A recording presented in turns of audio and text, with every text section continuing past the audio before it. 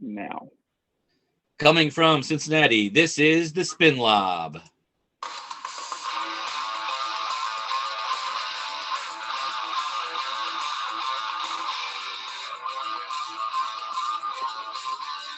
Hello, everyone. Welcome to the Spin Lob, Season 2, Episode 7, titled A New Knight in Shining Armor, and a discussion with our guest, Aaron Borgman from St. Francis Water Polo Team from Toledo, Ohio. The Spin Lob is produced and recorded live by Mike Jones and Nick Helwig. It's supported by the Ohio Squirrels Water Polo Club. You never get too old to get in the game, go nuts, and also by Marlins Water Polo. For the love of the game, there's Marlins Water Polo. This podcast, as we all know, is all about Ohio water polo and how we fit in the national scene. It's a combination of what's going on in Ohio, the Midwest, and at the national level. Like a routine, Nick, do you got any updates from Ohio? I know there was a big tournament this past weekend with welcoming back water polo in the state. Yeah, so we officially kicked it all off. Princeton hosted the first tournament there. It was just a boys tournament, varsity level, with a lot of good action. A lot of north-south matchups, and we kind of brought our first play of the week is actually coming from the UA goalie, taking a full court shot, so our first goalie goal of the season. And Princeton seems to be the spot for those for whatever reason. Probably my former goalie's like his big learning curve on that one. Always block a ball two hands. My goalie's learning curve is, if you miss the goal at the end of a quarter, but the buzzer hasn't gone off yet, the game's not over, and they can still score on you. So my goalie shot, missed the goal completely, went out of bounds. Their goalie picks it up and just launches it right back at my goalie because it had been dead time, and he scores, and they end up winning by 1. So he learned that lesson real quick. So goalies learn pretty quickly. When they make a mistake and go like that, they'll learn pretty quick.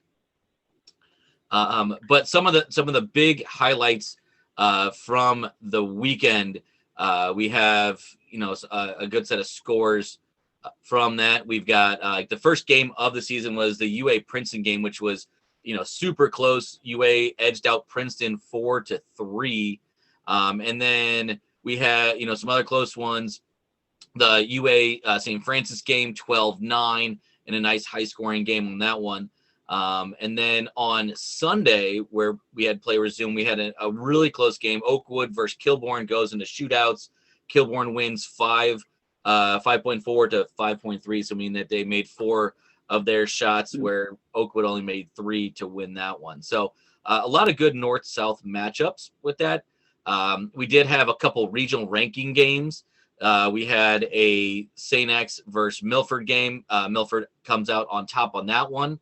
And we had a St. Francis UA game, which would be ranking for that one. And I guess this is a good time right now to kind of explain how rankings go this year with the return of regionals. We haven't had regionals in at least 4 to 5 years.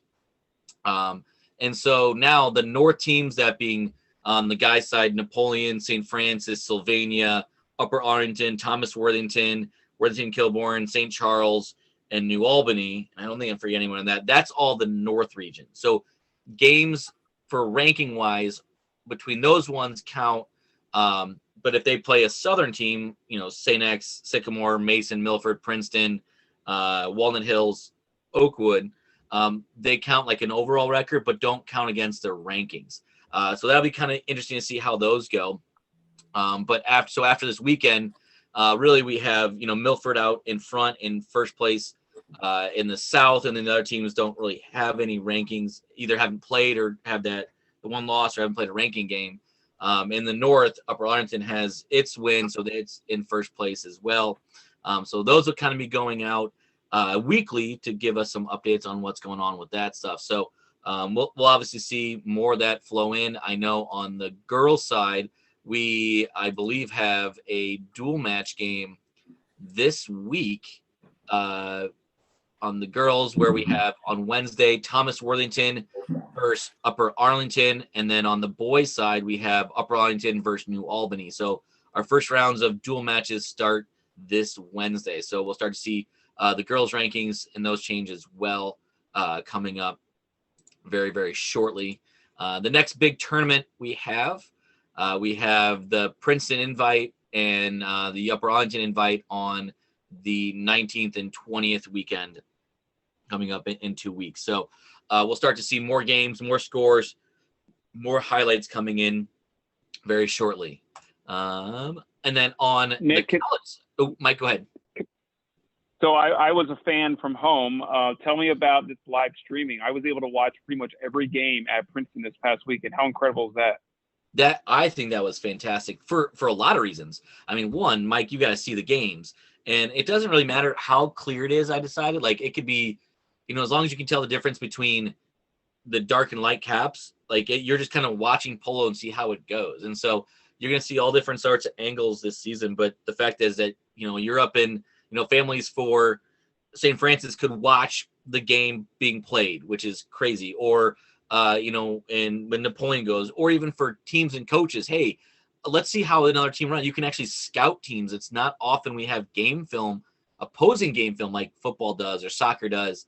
But this is kind of getting us on level with that. So I think it was fantastic that they had that going, live stream pretty much all day. So as a coach, what I did, I ended up using Screencastify and just start recording when the game started and kind of ended the recording for me, so I can see what was going on during those, which was crazy. On the fan side, Aaron, did any of your parents get a chance to watch that while you guys were playing?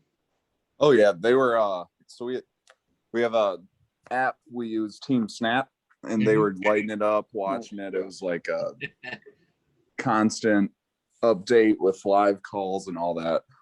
Well, and they said the live stream was like perfect almost the whole time. So yeah, that is awesome. Yeah, I mean, I think the only time I had any problem was there was one part like the sun came in off a window, and there's nothing you can do about that one because the sun's there. But everything else I watched was fantastic. I could only imagine how just fun that would be. And plus, even if you could travel to tournaments, like not every family can go. So now anybody gets that chance to watch, which is pretty cool. Yeah. Yeah.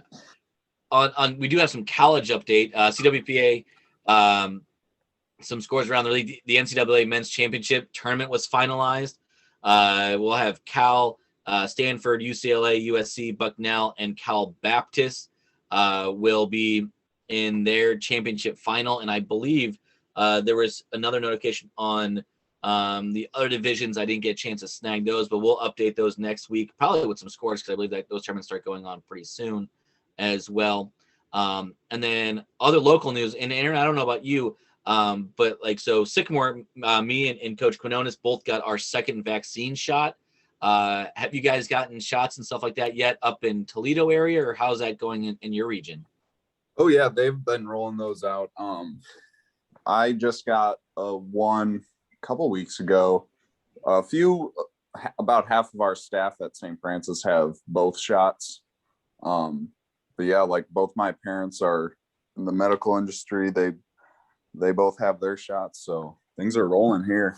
Yeah, it's a good feeling. Great. Like the first one was a good feeling. The second one, like sigh of relief, just like that. That you're not your family around you. Like you feel safer, I guess. Yeah, absolutely. Yeah, that's awesome. I'm glad they rolled it out to teachers quickly because you guys are around kids so much. And I'm glad they're starting to trickle down the ages so more people get involved. I truly believe, and this is just my personal opinion, that individuals that are in grocery stores that are working in there all the time should be getting it as well, because they're touching food and touching stuff that we're all pulling down off the shelf. And those frontline employees really need as much safety as possible. But who am I to say, right? I'm just a random guy in Cincinnati. All right, so let's get going with the main event. So Aaron, welcome to the call. We appreciate it. And we all know, as I introduced you, you're up in Toledo with St. Francis Water Polo. Before we get going, I just have this question that I thought of before the call today. I played for Sycamore, the team that Nick coached. He didn't coach me, but I played for Sycamore back in the day. And when we would go up there, we would go to a pancake house called Uncle Jack's Pancake House. Is that still up there? Oh yes, that play. Oh, we would go there. that would be an annual thing. We'd kick off our season with like just get team breakfast all the time. When they cancel school for snow, we'd go there after practice every day if we had a morning. Yeah, that's a regular spot. Still there. Yeah. There's a couple of those here in Cincinnati, but I don't think they can match the chocolate chip pancakes that we used to get. The whole team would get the same thing, and we would be sugar-high for the game against St. Francis or against whoever we're playing next. I'm like, and our coach would be like, I don't get it. I don't get you guys, but whatever works. Oh yeah, they load those plates up. Yeah. I believe there's actually one by Sycamore. Well, isn't there like right by that the Kroger? Isn't that an Uncle Jack's? Oh no, that's the original Pancake House. That is more of a franchise. This place, I believe, and Aaron correct us, is one by itself. It's an owner op. There's nothing else like this place. Yeah, it's actually like a local Toledo family that's been here forever. That's awesome. Yeah. I'm assuming somebody in that family is named Jack. I hope. Probably the uncle. Yeah. All right. So tell us a little bit about yourself, your experience with water polo, where you went to high school and, college and things like that, and how you kind of got into the game. Yeah. Well, probably started with my brother. My brother played at St. Francis, and he's 6 years older than me. So I was pretty young, and I was like, what is this new sport? And then probably about 7th grade, started to go up to Pioneer to train with. They had a little club team. I go every weekend or so. Played in high school for 4 years. I visited 3 schools to go play polo, but the last month of my senior year of swim season, I just fell in love with swimming and decided to go to Eastern Michigan to swim there for 2 years. Then I don't know if you guys heard about this, they unfortunately cut that program. So when that happened, moved back here to Toledo and started coaching the swim team with GTAC. That was actually about 5 years ago now. So from there, it just is all started from coaching JV water polo for the past 3-4 years. And yeah, now I'm here. Happy to be here. Yeah, it's So go ahead, Nick. Go ahead. No, go ahead. I was going to follow up with it. You talked about coaching JV. How was that transitioning to become from the JV coach to now a head coach for you? It was actually, if I wouldn't have had this group of guys that I've been coached, it's like the same group of guys I've been coaching for the past 4 years, like freshman to senior year. If it was a different group, I'd probably be a little more nervous, but they made it really easy for that transition. That's awesome. Yeah. Yeah. A good group of players, especially when you're first jumping in, it makes it much. Same way with my first group. My first class was phenomenal in helping me. Like I got it the day I walked into teaching. So it was like starting running, like not even. It's awesome. Transition. It's awesome. Great group of seniors. Great group. It's just a great team altogether. Why did you? Go ahead, Mike. Sorry. Sorry, Eric. Why did you decide to step into coaching? I mean, it sounds like, some people get in because they can't get enough, or some people get in because they're trying to just a hobby of theirs. What was, truly your reason why you stepped into coaching? Well, that's a good question. When I first started coaching, like just swim, it was just to help out my old high school coach, Brent Ransom. And then same thing for water polo, just trying to help out. And then I guess over the past 4 years, I've just really fallen in love with coaching and just watching these, like seeing how big of an impact we have on these boys, especially seeing these freshmen see where they're at now. I really appreciate it. So, traveling down, like your first tournament wasn't even like, it was low. You were traveling from top of the state to bottom of the state. In the first tournament during this kind of COVID era, how did that work? How did traveling work with you guys? What protocols did you see at Princeton that you thought went really well to make sure everything went smoothly? Traveling with us was actually very smooth. We dealt with it like it was same group for the swim season going into the polo. So, I mean, the parents handled that. They pretty much just, and the school's been very lenient or not lenient, but understanding. With a small team like this, we can't use a bus. So the parents drove groups of kids and then stayed in hotels with certain groups. And yeah, travel was fairly easy. And then Princeton, it was great. I thought I was very worried with reading about a district basketball game going on at the same time as a polo tournament, but it seemed to be very well. It run very well, except for that little fire drill we had before our game. Yeah, I mean, first polo tournament, if they all run like that, I'll be happy. Yeah, let's hope they all run that smoothly. So that I didn't know. There was you had a fire alarm go off before your first game. Yeah, it was like right as our boys were about to jump in the water and get all wet, like a fire alarm went off and we all had to exit. Luckily, we weren't outside too long, so. Yeah, and weather wasn't too bad, so like it could have been like a couple weeks ago where you're getting, feet of snow. So oh my gosh, I would have felt really bad for the boys. Yeah. Do you have any good tips for teams that are going to start traveling a lot more now with these tournaments?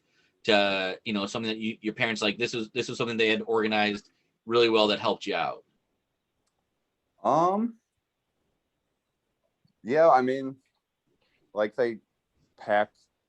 all the kids got to pack their own stuff and do pretty much you're on your own, take care of yourself. Our parents, I mean, they're on it. They're understanding when it came to just not being able to watch. They're very happy when we found out we could come watch. So it's great to have a great set of kids and parents. I mean, there's nothing more I could really ask for as a first year coach. Yeah, I mean, I don't think people outside of coaching realize how much coaches rely on parents and even players, because there's not too many polo teams I can think of that have a large staff to get like football or basketball. It's us, assistant coach, maybe a second assistant coach, and that's it, trying to do everything. Yeah. So you are not that much older than probably your seniors. You're a little older, but not that much older. Talk about how you manage a bunch of guys who you're not that much older. Is it difficult? How do you set standards from the beginning? So it was difficult. Again, when I came in 4 years ago, the seniors then were freshmen when I went to school there. So that was very, very difficult. I didn't enjoy coaching too much that year just because, I mean, it seemed like they didn't listen or do all that. But I mean, over the past 4 years coaching them, I've developed. I mean, they know how I like things run. They know how we like practices to go. They're very respectful kids. So I wasn't too worried about that either. And again, that boils down to just having great kids. I'm not a coach. I have never been a high school coach or an age group coach, so I can't even think. But I am I am a parent, and I can't tell you that if I'm always emailing my kids' parents and things like that, and I bet they think I'm annoying. So I can't even fathom what you're going through being a head coach of a boys water polo team and keeping your head held straight. I commend you for that. Thank you. Especially during COVID. Yeah. No kidding. Yeah. That's got to be very you got to have understanding parents, because things change so much that the amount of stuff you could put into place, all these protocols, and then the next day they change and they're like, well, are you changing? And you're like, we just got these set. Let's hold on. for that. But speaking of some changes, rules. How did the new rules play out for you this weekend? What one was like, yes, this worked out fantastically, I like that, or one that might stick with you that you got to figure out how to work in a little better? So I really like the pop drill or pop rule with like being outside 6, being able to pop it, and then just basically you have the freedom to roam and do whatever. I would have thrived with that rule back in high school. I would have loved that. The rule, I've completely forgot the rule with the 2 meter, being able to pop that and then shoot right away. We almost got caught with that. On the corner throw? Yeah. So a team, did they shoot off the corner or did they walk in and shoot? Oh yeah, they were walking in right about to shoot. But I pulled them in. I was like, I'm completely blanked on that. And we're good on that now. But I really like these new rules. I'm glad we're changing them, trying to keep them up to speed with college and professional levels. I didn't see that big of a score difference either. Like I was expecting, because you can do so much more, that we'd see like 22-20, but it seems like people are adjusting how they play to that, but it makes it flow a little quicker. At least and I think as a player, like you can do that pop and it gives them freedom to like be creative and try to throw the defense off and get a little fancy. Did you send your goalie forward ever across half line, or are you saving that for a different time? Oh, we'll save that. They're too out of shape. They need to get some conditioning under their belt. Was there any? Yeah, the rules are very different. I was actually sitting down with a referee and he was just walking me through it on some of the new rules, and I'm thinking like, how is this going to be implemented effectively? And I'm more thinking like, how is the coach going to take advantage of this? And I didn't see any kind of sneaky. I did see one team while I was watching the live stream do the corner walking, which I think is interesting. But I didn't see a lot of like taking advantage of the new rules. And I bet over the next couple weeks, we'll see coaches get a lot more creative with that and get some cheap goals and legal, but cheap goals because of those new rules. That's exciting. Yeah, I was watching Napoleon, and they were doing pretty much off of a reset, like when the ball gets thrown in to the goalie, they pull their goalie and have him basically try to run a man up so they get a free pass, like trying to draw the defense to chase the goalie. And so it was pretty interesting to watch. I didn't see that one. I'll have to go check that one out, because that sounds like an interesting play on that.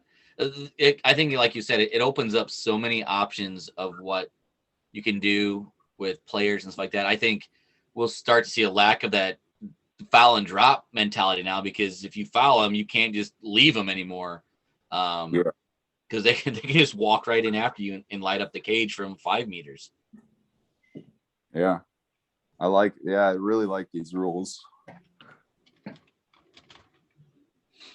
All right, so it is Girl Scout cookie season. I know I feel like I sold more cookies than my daughter did, at least to the club team. So what is your go-to Girl Scout cookie, or any cookie? It always has to be Thin Mints. Always has to be Thin Mints. Now, are you a freezer Thin Mint? Like you throw them in the freezer, or it's just you open the box and it didn't matter where you were because they're gone? Oh, I'll open the box, probably eat the first sleeve, and then throw the other one in the freezer. Mike, what do you think? And what, I know you ordered a bunch from my kids. So what one are you hiding so that the rest of your family can't get to? Well, hiding meaning they're probably already eaten. I used to be a Thin Mint fan, then I moved along to the peanut butter ones, but now I think it's relatively new. The s'mores one are pretty good. I haven't heard about those. Yeah, it's a sandwich, and I think it's chocolate in the middle, and it's a vanilla, graham cracker, whatever, cookie on the outside. But they have somehow concoct marshmallow in there, but it's pretty good. It's kind of like a s'mores Pop-Tart. So you got that there. So that's not a plug for s'mores Pop-Tarts, but yeah. And if we stay spring, I might have to expand my operation to all of Ohio water polo to sell Girl Scout cookies. I feel like just set up booths at tournaments. That's a good idea. Make a lot of money. Probably would. I know, Nick, how many were you able to sell within the water polo team, the Squirrels, you know? Oh, I don't know. How many were your daughter able to sell? Yeah, I know we went through like 3 rounds of refills, though. Jeez. Yeah. It's a good cause, and I'm always happy to help out a friend. But I'm going to probably come back to you when my son is like selling wreaths in the winter. Yeah, that a Boy Scout, and they sell that popcorn that's like 12 boxes. Yeah. Very good. Very good.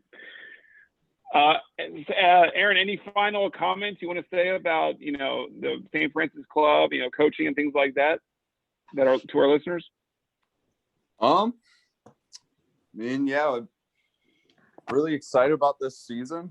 Should be good. I'm glad we can have it. I think we're going to benefit too from the time we're falling this season, just being after swim. So yeah, I'm excited to keep traveling and getting to know all these coaches. Well, I'll look forward to, I think we meet up, at the next Princeton tournament. I think if it's not a Princeton tournament, I don't know who's hosting one. So, but yeah, it'll be good to meet you on that one. Without giving secrets away, any players that are going to be fun to kind of watch this year? Who do you think is going to be like maybe some top players that you got? Oh, we got 2 really great juniors. Owen Lonsway, he'll be number 24, and Patrick Benanimi will be number 22. Patrick didn't get a chance to play. He's training for swimming still, so he'll be coming out of nowhere in April. Oh, that'd be always those fast guys coming. And it used to be the opposite, right? So you'd have them at the beginning of the year, and then they'd have to leave for swimming, when now they're coming in off of that stuff. So, well, good to know. I have those numbers written down, and we will watch out for them when we play you. But it'll be good to see you in a couple of weeks at the next Princeton invite. Good luck with the rest of the season. Thanks for having me, guys. Thanks, Aaron. Have a good one. You too.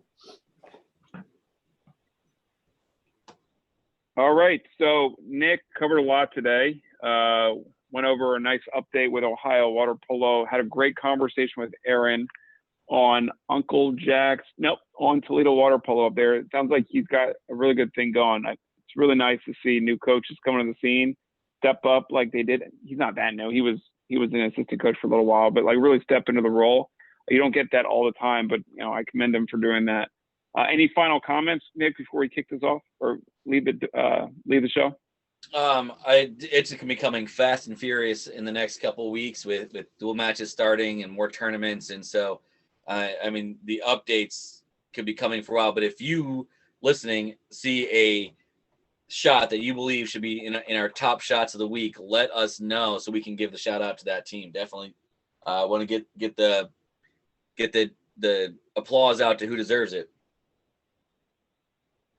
Yeah, absolutely.